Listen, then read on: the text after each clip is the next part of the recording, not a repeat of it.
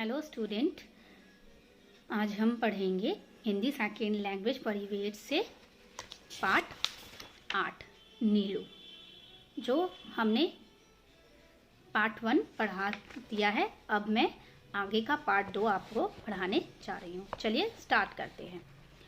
कुत्ते भाषा नहीं जानते, केवल ध्वनि पहचानते हैं। कुत्ते भाषा नहीं जानते लेकिन वो आवाज़ से पहचानते हैं।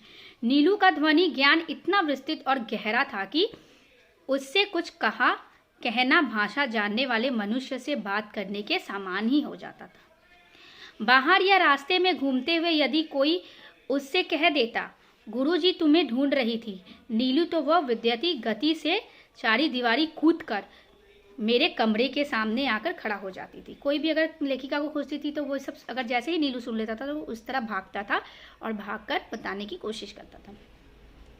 फिर कोई काम नहीं है, जाओ कहने से पहले वह मुत्तिवत स्थिति में ही खड़ा रहता। जब तक उसे नहीं बोलोगे जाने के लिए वो वहीं खड़ा रहता था।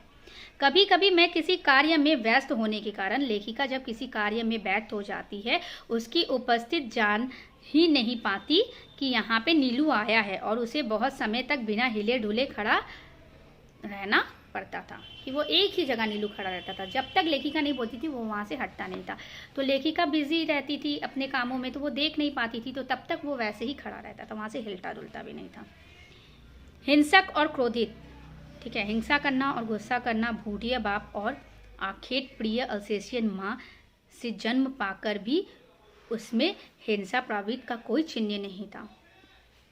13 वर्ष के जीवन में भी उसे किसी पशु पक्षी पर झपटे या मारते नहीं देखा था लेखिका ने नीलू को। उसका यह स्वभाव मेरे लिए ही नहीं, सब देखने वाले के लिए आश्चर्य हो जाता था कि जो हिंसक भूटिया कुत्ता के बच्चे जो था, नीलू ऐसा बिल्कुल भी नहीं था। नीलू सबसे अलग था। मेरे बगले के रेशमदानों में प्राय गौरैया तिनको से घोंसला बना लेती थी। मुझे उनके परिश्रम पूर्वक बनाए हुए घोंसले उजाड़ना अच्छा नहीं लगता था। वो वहाँ पे घोंसला बना लेती थी लेकिन लेखिका को अच्छा नहीं लगता था, क्योंकि लेखिका को छोटे पशु पक्षी पालना बहुत अच्छा लगता था। कालांतर में उनमें अंडे और पक्षी शावकों की सृष्टि बच जाती थी। अंडे दे देते थे, कुछ अंकुर जैसे पंख निकलते थे, तो पक्षी शावक उड़ने के असफल प्रयास में रेशमदारों के नीचे गिरने लगती थी। छोटे छोटे जो पक्षी हैं वो तो उड़ नहीं पाएंगे थोड़े, तो जैसे ही वो उड़ने की कोशिश करती थी वो रेशमदार रुई में गिर जाती थी। इन दिनों नीलू उनके सतर्क पहरेदार का कर्तव्य संभाल लेता था। पहरेदार करता था, छोटे छोटे पक्षी जो उड़ती थी गिर जाती थी तो नीलू उसको देखभाल करता रहता था। उसके भय से कोई भी कुत्ता बिल्ली उन नादान उड़ने गिरने वालों को हानि पहुंचाने का साहस नहीं कर पाता था, कोई और कुत्ता। कभी कभी बहुत छोटे पक्षी शावकों को पूर्ण घोंसले में रखने वाले के लिए वह उन्हें हौले से मुख में दबाकर मेरे पास ले आता था। नीलू मुख में धीरे से दबाते हुए लेखिका के पास ले आता था।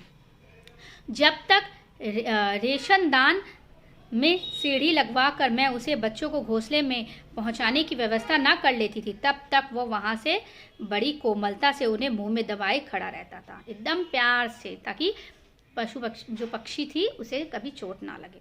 मेरे हाथ में देकर प्रतीक्षा की मुद्दा से दिखने लगता था कि कब लेखिका इस पक्षी को उसके घोंसले में रखे। सवेरे नियम अनुसार जब मैं मोर खरगोश आदि को दाना देने निकलती, लेखिका जब सुबह सुबह मोर खरगोश को दाना देने निकलती थी, तब वह चाहे जाड़ा हो, चाहे वो ठंडी हो, चाहे वो बरसात हो, मुझे दरवाजे पर ही मिलता था। कौन? नीलू। मेरे साथ ही साथ घूमता था, लेखिका के साथ साथ ही घूमता था। लेखिका जहाँ जहाँ जाती थी वो भी नीलू भी उसके साथ जाता था। पक्षियों के कक्ष में 2 फुट ऊंची दीवार पर जाली लगी हुई थी। 2 फुट दीवार का जाली लगा हुआ था। नीलू दीवार पर दोनों पंजे रखकर खड़ा हो जाता था और अपनी गोल गोल आंखों से घुमाकर प्रत्येक कक्ष और उसमें रहने वाले निरीक्षण को देखा करता था। कौन देखता था? नीलू देखता था। सबके सो जाने पर वह गर्मियों में बाहर लॉन पर और सर्दियों में बरमादे पर तख्त पर बैठकर पहरेदारी किया करता था, चाहे ठंडी हो चाहे गर्मी हो। रात में कई बार वह पूरे कंपाउंड की ओर पशु पक्षियों के घर का चक्कर लगाता था। कौन? नीलू। खरगोश धरती के भीतर सुरंग और जैसे लंबे और दोनों और द्वार वाले बिल खोद लेते थे। एक रात मेरी खरगोश बिल खोदते खोदते पड़ोस के दूसरे कंपाउंड में जा निकला। दूसरे कंपाउंड में जा निकलता है। उनमें से कई जो इस अभिमान अगुआ थे, जंगली बिल्ली द्वारा मार दिए गए। जंगली बिल्ली के द्वारा उसे मार दिया गया। अंत एक के पीछे एक निकलते हुए खरगोश में सभी को बिल्ली का आहार बन जाना पड़ता था। किंतु उसके सौभाग्य से नीलू ने संवत पत्तियों की सरसराहट से सजग होकर चार दीवारी के पार देखा होगा और उसे खरगोश के संकट को पहचान लिया होगा। उसके